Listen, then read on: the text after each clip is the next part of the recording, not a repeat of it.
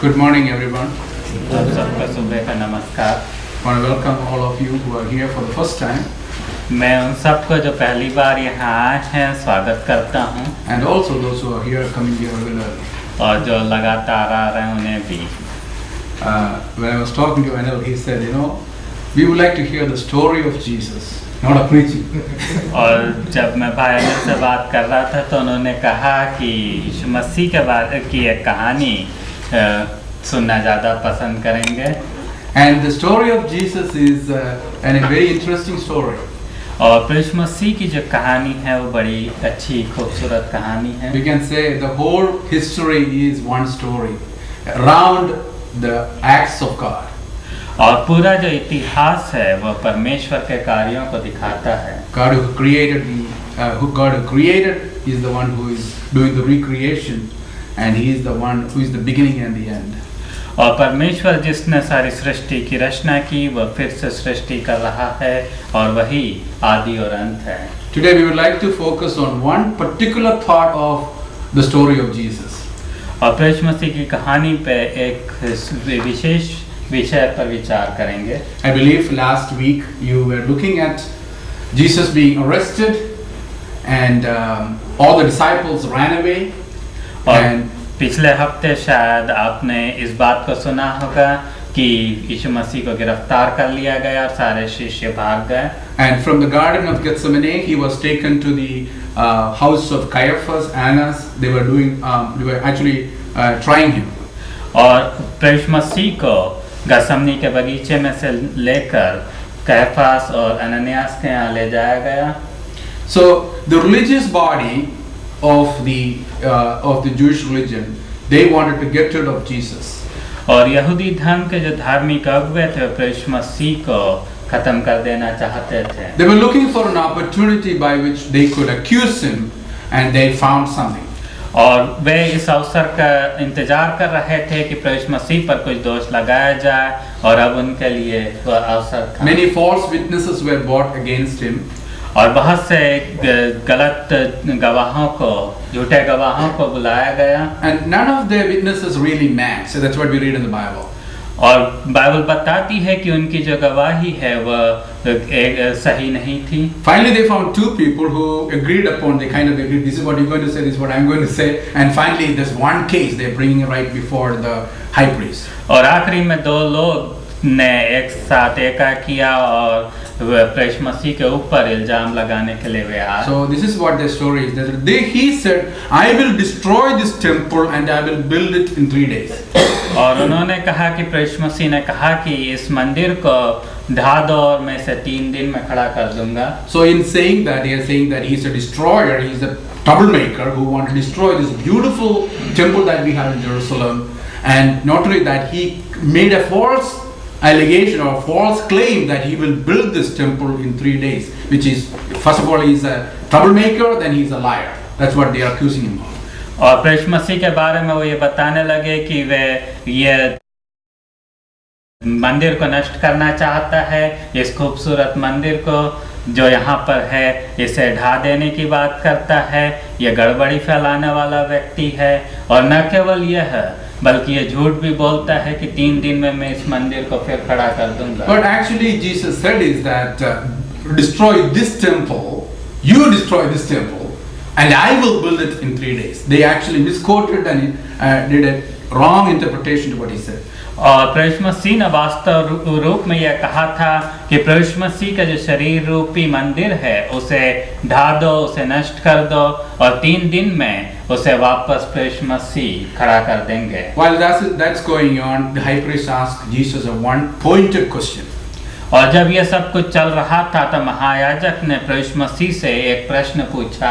The question is, are you the Christ? और यीशु मसीह से पूछा कि क्या मसीहा आप हैं? Then he looked at him because he asked him, I am asking you in the name of God Almighty. It's not like, just go away. It's like, Jesus could usually ask another question back to him and say, are you saying it from yourself? Don't you understand? What do the scriptures say? Those kind of things could be asked, but he says, I'm asking you in the name of God Almighty, are you the Christ? और प्रभु मसीह से उस महायाजक ने परमेश्वर की शपथ खिलाते हुए ये प्रश्न पूछा कि क्या आप मसीहा हैं। और वह प्रभु मसीह के लिए वहाँ पर यह अवसर नहीं था कि प्रभु मसीह पूछते कि क्या आप खुद यह कह रहे हो या किसी और के कहने के कारण कह रहे हो। Jesus looked at him and said, I am what you say. और प्रभु मसीह ने उसकी ओर देखकर जवाब दिया कि जो आप कह रहे हैं वही है सच्चाई कि मैं The moment the high priest heard that he is Christ, he is the Son of Man, that is described in the Old Testament, Daniel's book, Daniel's prophecy, chapter 7, the Son of Man who comes in glory, which is that's how the Old Testament people would understand that the one who is anointed by God, the Christ, the Son of Man who comes in all glory. The moment he claimed to be that, you know what he did? He tore his cloth. और जैसे ही प्रभु मसीह ने इस बात को मान लिया कि जो दानियल उसके 7वें अध्याय में कहा गया है मनुष्य का पुत्र, जिसको यहूदी लोग बड़े अच्छी तरह से जानते थे कि वो मसीहा के बारे में है, और जैसे ही प्रभु मसीह ने मान लिया कि प्रभु मसीह मसीहा हैं, तो महायाजक ने अपने कपड़ों को फाड़ डाला। Can you imagine the tension in the room? It's a dark. This is happening in the middle of the night. Jesus, we know that evening he had this Last Supper, and then he and his disciples went to the Garden of Gethsemane, and then he was arrested from there. He was taken to the high priest's home, and the whole people are around and the tension around there, and he makes the declaration that he is Christ, and the high priest is so burning with anger and disbelief that he tears his cloth and saying that this is blasphemy. और आप वहाँ पर पूरा जो तनाव है उसे देख सकते हैं। प्रभु मसीह को गethsemane में गिरफ्तार किया गया, उसके बाद लाया गया और यहाँ पर महायाजक के सामने प्रभु मसीह का न्याय हो रहा है। और जैसे ही प्रभु मसीह ने कहा कि मैं मसीहा हूँ, और उसी समय में वहाँ पर महायाजक बहुत ही गुस्से में भरा हुआ है और वह अपने कपड़ों को फाड़ कर कहता है कि ये परमेश्वर की निंदा है। If you read all four Gospels, we know that there was trial by Caiaphas, Annas, and then also Sanhedrin. By the end of this day, there is Sanhedrin also getting involved. It looks like an informal meeting because it was so important for them. They were able to come in a short notice. Usually, we have some Sanhedrin meeting, it should take 1 week in advance or have some information. This seems to be like a short notice. All those people of the Sanhedrin came and they were able to witness what was going on. And they said, we don't need any more witnesses because we just heard the blasphemy. And they said, he is worthy of death. And that's how this trial ends with the Sanhedrin. और वहाँ पर हम देखते हैं कि महायाजक कैफा है और अनन्यास है और जो पूरी मंडली है, जो अधिपत्य धार्मिक अगुओं की, वो सारे इकट्ठा हैं। और यहाँ पर इतने छोटे समय में ये सब लोग इकट्ठे हो पाए हैं। तो प्रभु मसीह का जो न्याय हो रहा है उसे देखने के लिए ये सारे लोग वहाँ पर इकट्ठे हैं।